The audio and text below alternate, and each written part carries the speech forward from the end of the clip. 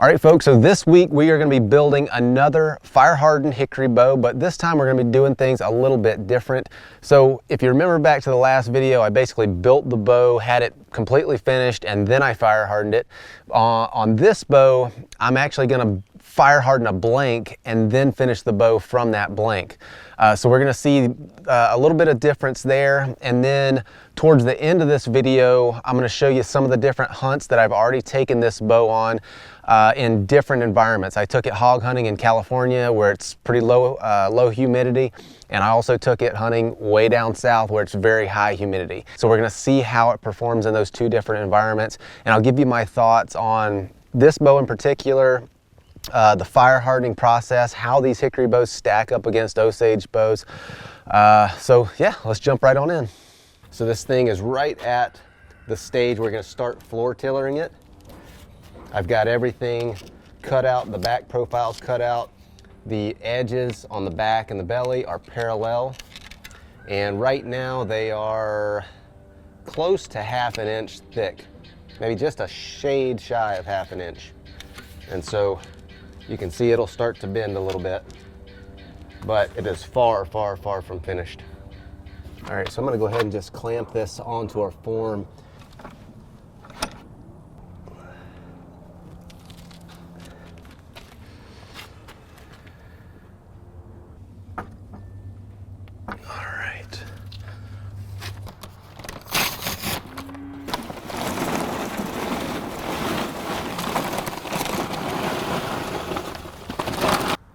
All right, so last time I tried this, I didn't get enough heat on the belly of the bow for that heat to penetrate up in there.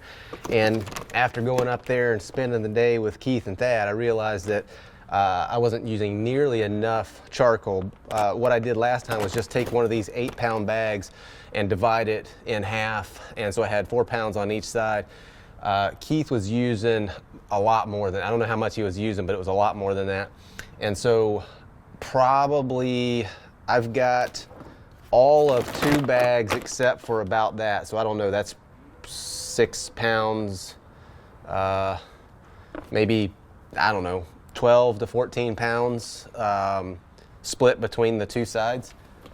So we'll go ahead and light this up, let it burn down to coals, and then I've got my bow clamped into the same form that I used on the last bow. It's got I don't know, probably a 20-inch flat in the middle, and then the limb tips. That's where you get all your reflex or back set.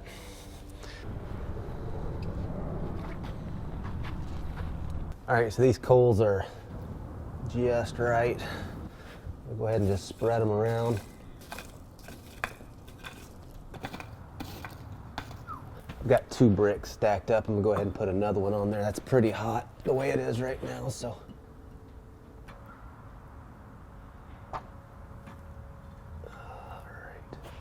But we'll give this, oh, I don't know, 10 minutes or so. Pull it up, take a look at it, and just see what it's doing.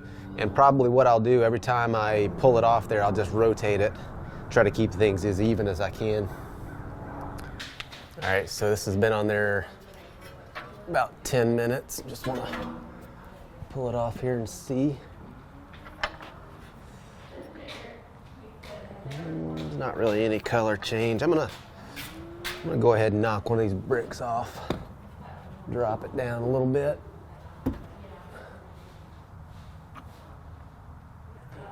Last time when I was doing this, first of all, I didn't have enough charcoal. Was just not aggressive enough, getting it close enough to the coals, getting enough heat. So with the stave being this thick, I'm gonna aim for that bottom to be pretty doggone dark, because as we're making this bow, we're gonna end up taking a lot of that wood off, and so I need that heat to push deep into the limbs, because once we get done tillering this thing, we're gonna be probably taking off, I would say, at least about 1/8 of an inch of the thickness of this stave. All right, 20 minutes. Starting to get a little browning right in on this limb, not a little bit on that one, but not much. 30 minutes. Let's see what we got. Starting to get some browning right in here and here. It's nice. I'm gonna bring some coals a little bit more towards the inside here. So right in here, I'm not getting a lot of heat. So scrape a few right into that area. 40 minutes.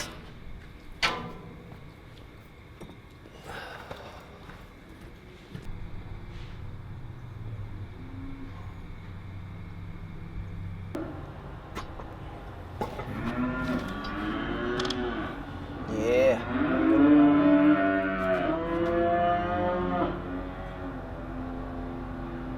So that was 50 minutes, and you can see the bottom, the belly side is getting pretty doggone black, but like I said, we're gonna scrape through or cut down through a lot of that stuff. We're gonna get most of that black, or all of that black stuff off. So that's been an hour. That clamp just fell off, and that's because of the wood contracting as it's losing moisture. All right, so this thing's been on there an hour. I'm just gonna leave it on here, keep turning it every 10-15 minutes until these coals burn out, and then we'll go from there. Didn't even move, didn't budge. It still follows the form perfectly. Just looking at the sides of the limb, I can definitely see where the darkening has come up the sides. A little bit more on this side than this side, but I think I'm gonna go ahead and just scribe some more lines on the side and take my rasp and take those down a little bit, because this is still pretty doggone thick. I want to take those down a little bit, get a little bit closer to the finished, or what I think the finished limb thickness will be, and then I'll just let this sit overnight, and we'll come back to it tomorrow and start bending on this thing a little bit.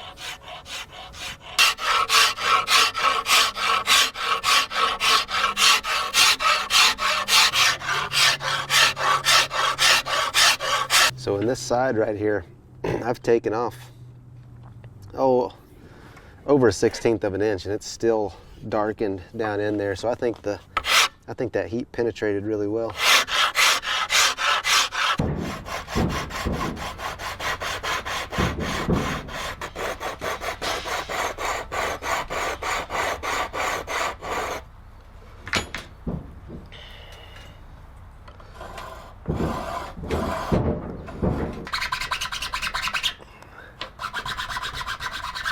All right, so I've let this bow sit overnight in the house to try to soak up just a little bit of moisture so that back's not so brittle. Went ahead and filed in my string grooves, and you can see how much back set this thing's got. Before I stick it on the tiller rack and start pulling on it, I'll go ahead and just get a measurement on that just to see how much we retain after measuring and shooting this thing in. At this point, it's still very, very heavy.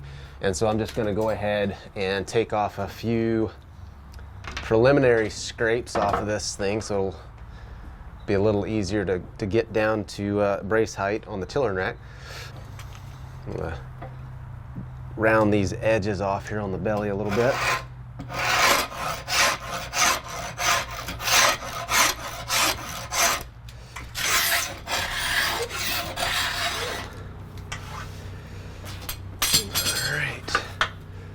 We'll go ahead and put a long string on this, throw it up on the tiller rack, just see what it looks like.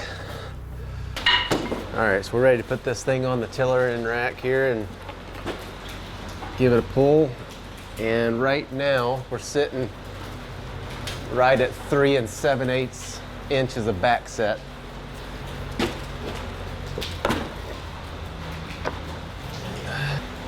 So it looks to me like the right hand limb, it's a little bit crooked in the rack, but that's all right. Looks like the right hand limb has got a little more bend than the left.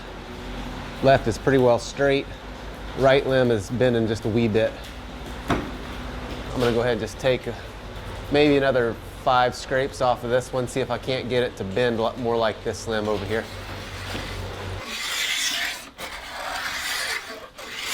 So I ended up taking 10 scrapes off of just this limb.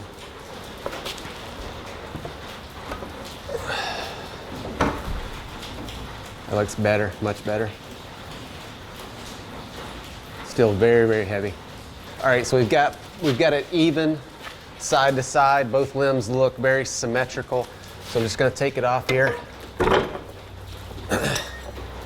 And I'll probably end up taking 15 or 20 scrapes off of each limb, just trying to keep things even. Bring it back over here and see what that got us.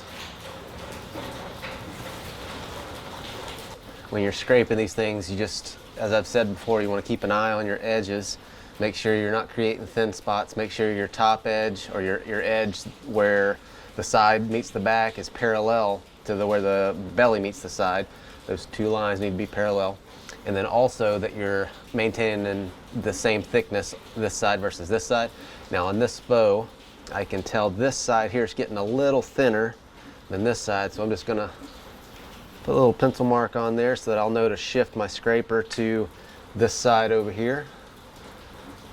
And this one, it's pretty even. This side's, again, might be just a hair thinner. So on this pass of scrapes, I'll just favor that other side and even things up.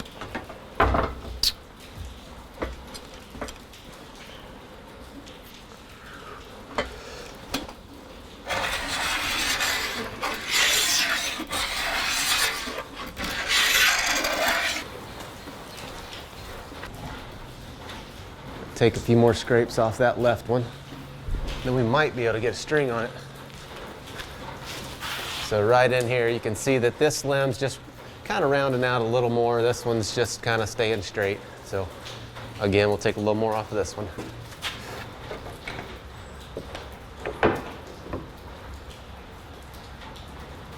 All right. This left limb's still just a little stiff.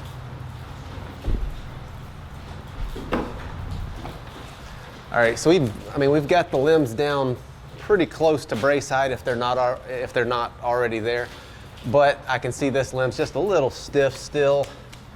So I'll take another 5, 6, 7 scrapes off of this one. I think we can get a string on it after that. The little thing's got so much back set, it doesn't want to stay in there upright.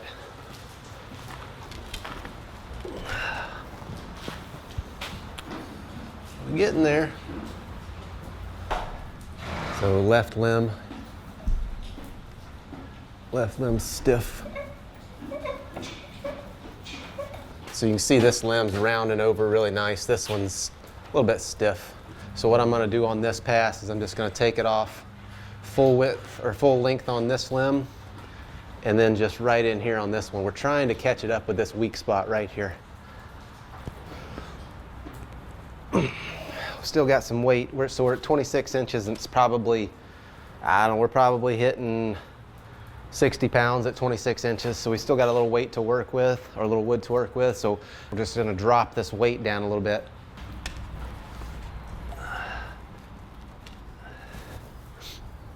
Let's start to even out. It's looking better.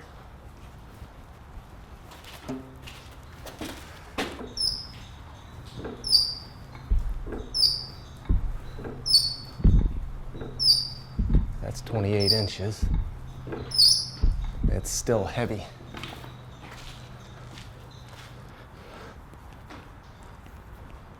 Still pretty heavy. Take a little bit out right in here and see what that does. All right, so I ended up taking 5 scrapes out of that stiffer limb.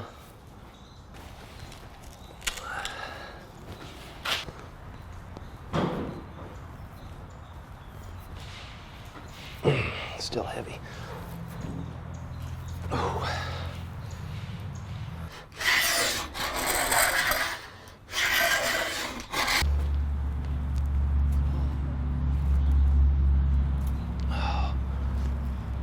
There's 29.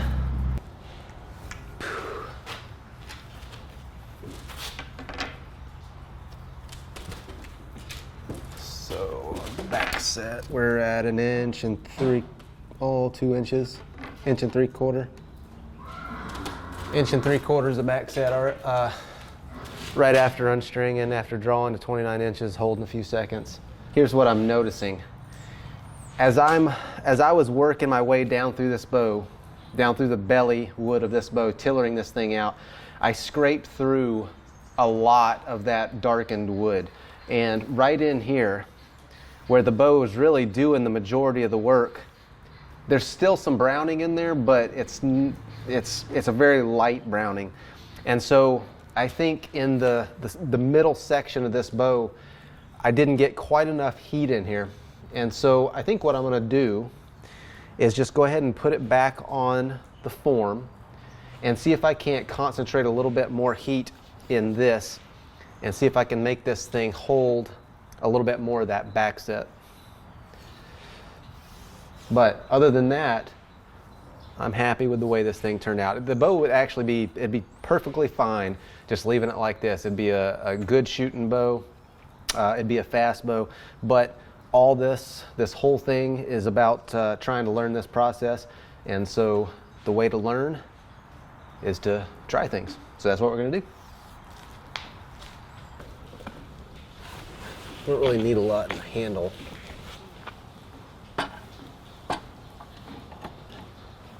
All right, so getting back at this bow, I got sidetracked for a little while, so I went ahead and just set this in my hot box. It's been in there probably about 2 weeks. I pulled it off of the coals. We've got about 4 inches of back set.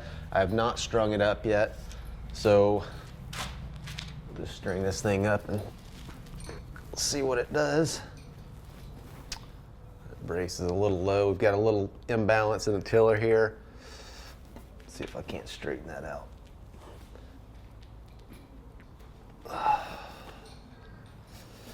Yeah.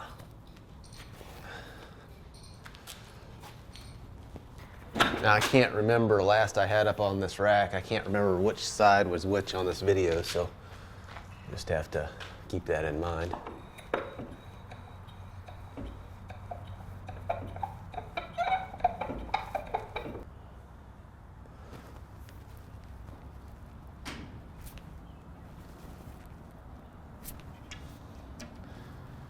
Well, she ought to be a shooter. It's probably high 50s.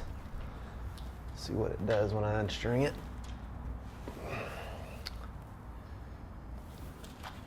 So we started at 4 inches of back set, and now we're sitting at 2.5. So that's, I haven't left this bow strung. I haven't shot it, but just, from stringing and bring it a full draw a couple of times, unstring it, we pop right back to 2.5 inches of back set. The real test though is when you're hunting with it and you leave it strung all day. So I think what I'm going to do is go ahead and just sand this bow down, finish it out. I'm going to seal it up really well with spar urethane, and then we'll take this thing out and put it through the paces and see what it does after a hard day of hunting.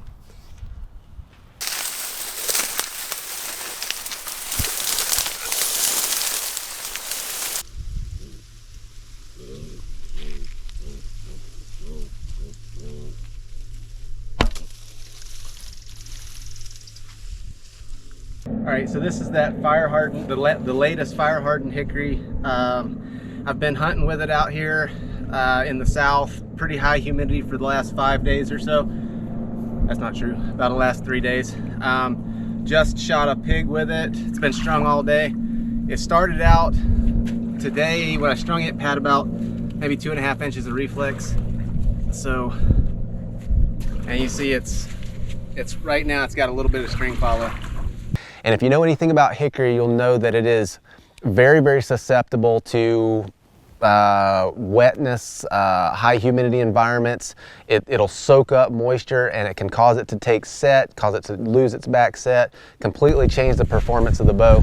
So I put probably 8 coats of spar urethane on this, and I would have thought that would have sealed it up pretty well, but I think if this was an Osage bow, it would have sprung back to more back set than that, but you know, that's not saying anything against the fire hardening process. I haven't done enough to really get the process down. So this bow right now, after going on those hunts, after leaving it strung all day for many days in a row, this bow is right at about 1.25 inches or so of back set. Now, out here in Idaho, it's actually raining right now, but typically the humidity is fairly low, and I can leave this thing strung all day and unstring, and immediately it'll pop back to straight. And then just a minute or two later, I've probably got a 1/2 inch or 1 inch of back set in this thing. So with a few fire hardened hickory bows that I've made, it's very obvious to me that a fire hardened hickory bow is far superior to a raw hickory stave. There's really no comparison between the two. Now, with that said, I have yet to make a hickory bow that will hold up quite as well as a good Osage bow under the type of hunting situations that I tend to use these things in, which admittedly for a self bow is pretty extreme. I mean, I leave these things strung all day long, and when I shoot them, I draw back and I hold, and I have a 29-inch draw, and that's a lot of stress on a bow. So when you leave it strung like that, you draw it and hold it, long draw lengths, there's a lot of stress there. But like I said, I'm very happy with this bow. It shoots great. I'm gonna be hunting with it more this year, but I'm not finished.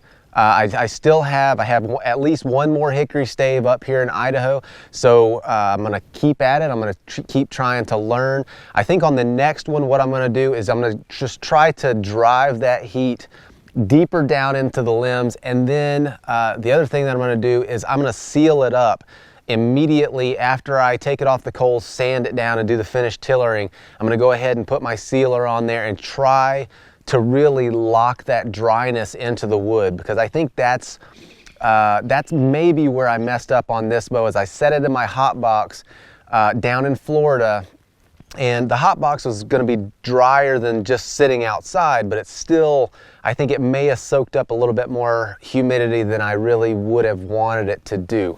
So that's it. That's my conclusion. I'm going to stay after it.